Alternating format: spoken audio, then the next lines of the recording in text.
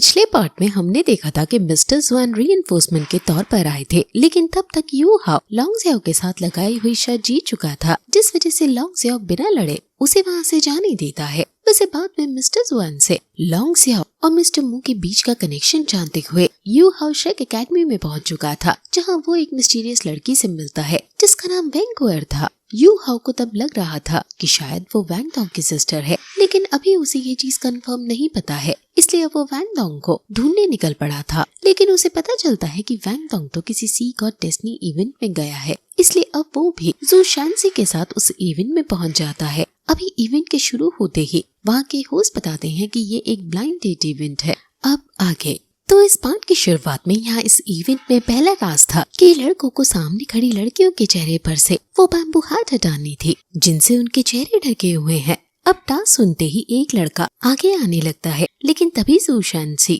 अपनी पावर से उसे पीछे टेलीपोर्ट करते हुए उसकी जगह पर आगे आ जाता है और कहता है कि पहला मौका मुझे मिलना चाहिए। यहाँ भी वो सभी गर्ल्स को देख रहा था, लेकिन उसे किसी तरह से ज़ियांग नैनन को ढूंढना था और कुछ देर तक उन सभी गर्ल्स को देखने के बाद वो ज़ियांग नैनन को पहचान भी लेता है। लेकिन जब वो उसके हाथ हटाने की कोशिश करता है तो ज़ियांग नैनन उसे ऐसा करने से रोकती है, लेकिन फिर भी जू शांसी हाथ हटाने में कामयाब हो जाता है और इसके बाद वो वापस पीछे आ जाता है। वैसे बाद में और भी कई लड़कों को चांस मिलता है, वो दूसरी लड़कियों की हाथ हटाने की कोशिश कर रहे थे, लेकिन कुछ इसमें कामयाब हो जाते हैं, क्योंकि सामने खड़ी गर्ल्स भी अगर किसी लड़की को पसंद नहीं करती हैं, तो वो अपनी हाथ भी बचा सकती हैं। वैसे अब सभी लड़कों के चांस खत्म होने के बाद यहाँ यू हाओ की बारी आती है। उसके सामने 6 गर्ल्स थी और 6 के 6 चेहरे पर ही हाथ थी।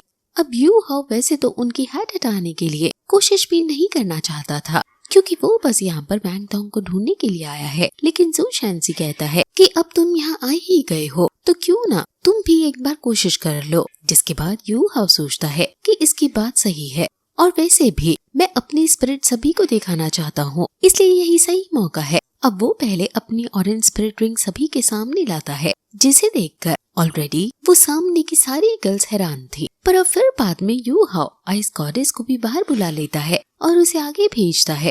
वो इतनी क्यूट है कि सभी लड़कियां खुद ब खुद उसके कहने पर अपनी हैट उतारते जा रही थी और अब ऐसा करते हुए यू हाओ ने 5 गर्ल्स की हैट उतार ली थी, लेकिन वहाँ जो 6 गर्ल थी वो गॉडेस के चेहरे पर भी अपनी हैट नहीं हटाती। वैसे आइस गॉडेस एक बार फिर कोशिश करती है, लेकिन वो लड़की जंप करते हुए बच जाती है और अपनी सभी सोल रिंग्स दिखाती है, जिन्हें देख यू हाओ को वैंग डोंग की सोल रिंग्स की याद आती है, क्योंकि वो सभी सोल रिंग सामने वैसी ही है। पर यू हाओ यहाँ किसी लड़की के लिए नहीं आया है और न ही वो इस चीज में इंटरेस्टेड है, इसलिए अब वो कोशिश नहीं करता और आइस गॉडेस को वापस पीछे बुला लेता है। लेकिन फिर भी अभी यू हाओ के पास 5 हैट थी, इस वजह से सभी लोग बहुत ज्यादा हैरान थे। वैसे अब ये फर्स्ट टास्क पूरा हो चुका था और इसका नाम लव एट फर्स्ट साइट था और अब सेकंड टास्क की बारी है, जिसमें अब गर्ल्स को चांस मिलेगा। अभी उन्हें कुछ पेपर्स दिए जाएंगे और वो उनसे ओरिगेमी बनाकर यहाँ इन लड़कों की तरफ भेज सकती हैं। अगर किसी लड़के के पास एक भी ओरिगेमी नहीं हुई तो वो एलिमिनेट हो जाएगा, इसलिए कम से कम उनके पास एक पेपर ओरिगेमी होना चाहिए। वैसे लड़कियां लड़कों से कम है, इस वजह से हर एक लड़की को 3 ओरिगेमी पेपर दिए जाते हैं। अब इसके बाद ये टास्क शुरू होता है और यहाँ सभी गर्ल्स पेपर ओरिगेमी क्रिएट कर लड़कों की तरफ भेजने लगती हैं। वैसे तो एक एक कर सभी को पेपर ओरिगेमी मिल ही रही थी, लेकिन सिर्फ जू शांसी था जिसे अभी तक एक भी पेपर ओरिगेमी नहीं मिली थी। हालांकि उसे यकीन था कि उसे एक न एक पेपर ओरिगेमी मिल ही जाएगी, क्योंकि अभी तक ज़ियांग नैनन ने अपनी पेपर ओरिगेमी लड़कों की तरफ नहीं भेजी है। हालांकि जब वो ऐसा करती है तो वो 3 अलग अलग लड़कों को चुनती है, पर उन तीनों में जू शांसी का नाम नहीं था, इसलिए उसे एक भी ओरिगेमी नहीं मिलती और उसे लगता है कि अब एलिमिनेट होने वाला है।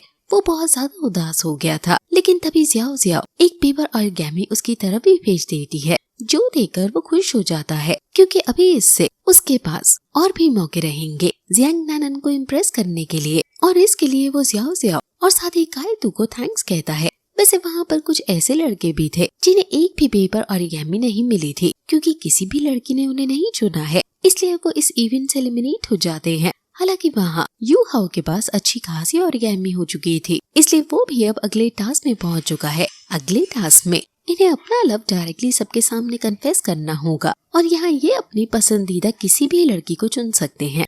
बस अगर उस लड़की ने मना किया तो ये एलिमिनेट हो जाएंगे। ये आखिरी टास्क है, इसका मतलब ये इनके लिए आखिरी मौका रहेगा। अभी वहाँ होस्ट उन सभी को समझा रहे थे कि उन्हें यहाँ क्रीपी बिल्कुल भी नहीं लगना है, वरना वो ना चाहते हुए भी एलिमिनेट कर दिए जाएंगे। वैसे इसके बाद अब इस टास्क को भी शुरू किया जाता है और यहाँ एक एक कर सभी लड़के आगे आने लगते हैं। यहाँ पर टोटल 24 लड़के हैं और लड़कियां सिर्फ 17 हैं, इसलिए यहाँ शुरुआत में ही कई सारे लड़के एलिमिनेट हो जा रहे थे।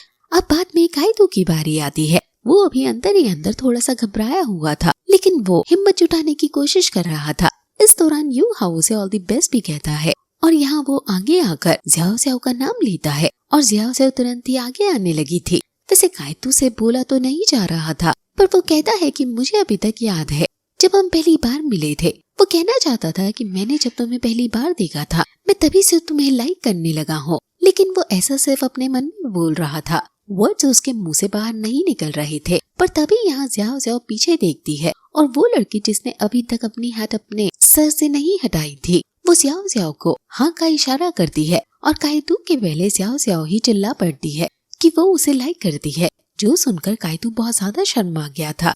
इससे उसका चेहरा लाल हो जाता है और बैलेंस बिगड़ जाता है, जिससे वो अपने लोटस से पानी में गिर पड़ता है। साथ ही अभी बाकी लोग भी इस चीज से बहुत ज्यादा हैरान थे, क्योंकि शायद आज तक इस इवेंट में ऐसा कभी नहीं हुआ था। हालांकि फिर ज़्याओ ज़्याओ पानी में जंप करते हुए काइदो को बचाकर बाहर ले आती है और सभी लोग उनके लिए तालियां बजाने लगते हैं। वैसे इस तरफ जू शांसी कह रहा था कि भाई तुम्हें सच में अच्छे से अपना लव कन्फेस करना नहीं आता, अब मेरी बारी है और मैं तुम सबको दिखाता हूँ कि ये चीज कैसे की जाती है। अब इसके बाद जू शांसी अपने लोटस पर चढ़कर आगे आने लगा था।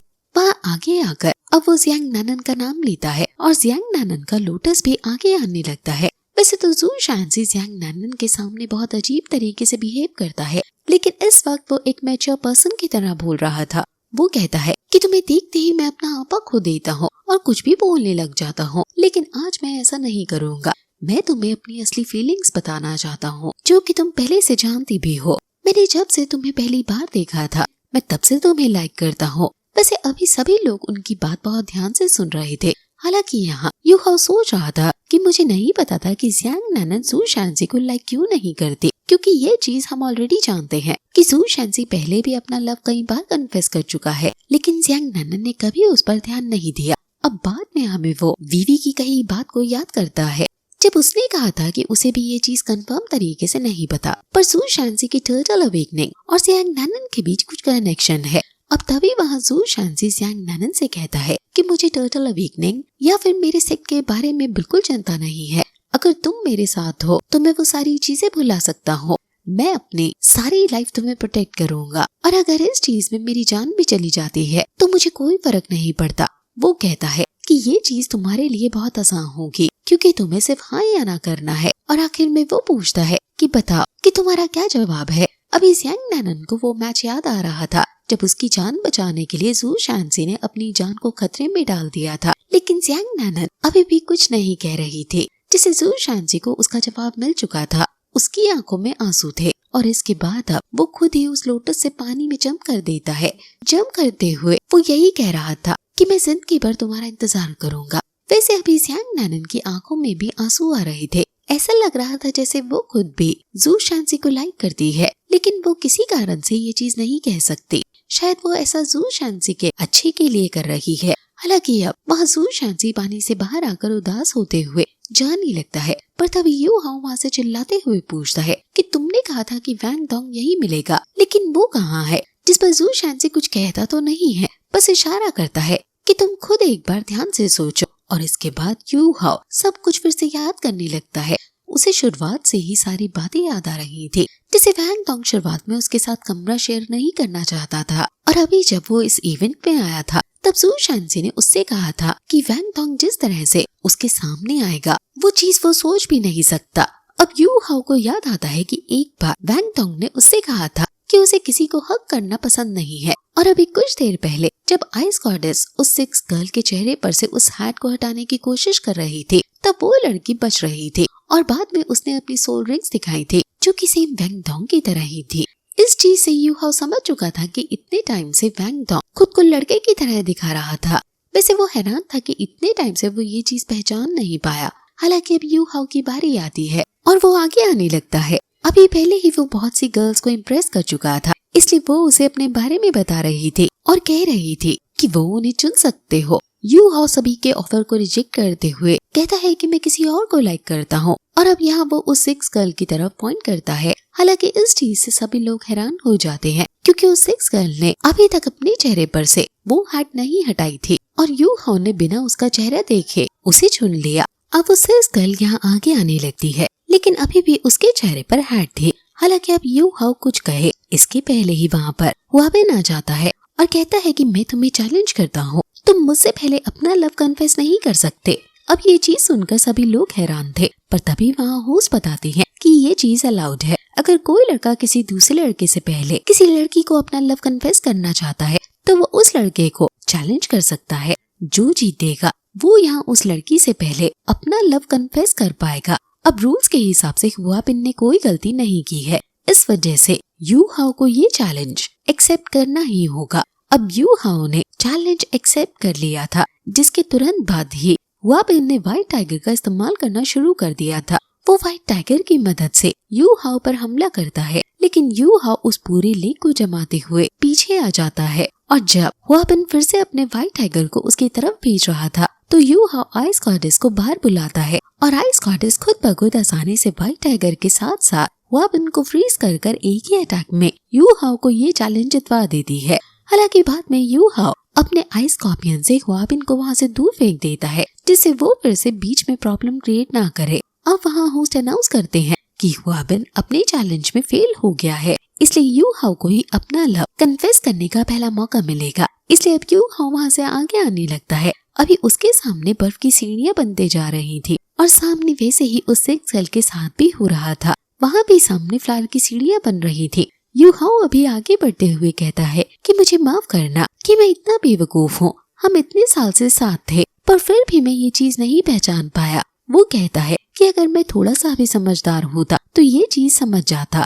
वैसे तो मैंने अभी तक तुम्हारा असली चेहरा भी नहीं देखा है, लेकिन फिर भी तुम्हारे लिए मेरे फीलिंग्स कभी चेंज नहीं होंगी, और खतरा आने पर मैं अपनी लाइफ दांव पर लगाकर तुम्हें प्रोटेक्ट करूंगा, और इस चीज का मैं वादा करता हूँ। इतना कहते हुए यू हाउ अपने हाथ में बर्फ से एक रोज क्रिएट करते हुए उसके सामने करता है, और फिर वहाँ सामने से वैंग टोंग भी वो बैम्बू हैट और साथ ही वो व्हाइट क्लोथ्स हटाते हुए अपने असली रूप में आकर यहाँ यू हाउ के उस फ्लावर को एक्सेप्ट कर लेता है, या ऐसा कह सकते हैं कि कर लेती है। हालांकि अभी उसे देखकर सभी लोग बहुत ज्यादा हैरान हो गए थे, क्योंकि वो बहुत ही ज्यादा सुंदर लग रही थी। अगर पहले उसके चेहरे पर से हैट हटा दी जाती तो बाकी किसी लड़की को एक भी मौका नहीं मिलता। वैसे अब आखिर में यहाँ वैंग टोंग, जिसका असली नाम वैंग वू टोंग है, वो आगे आती है और यू हाउ को किस करती है, और इसी रोमांटिक सीन के साथ ये पार्ट यहीं पर खत्म हो जाता है।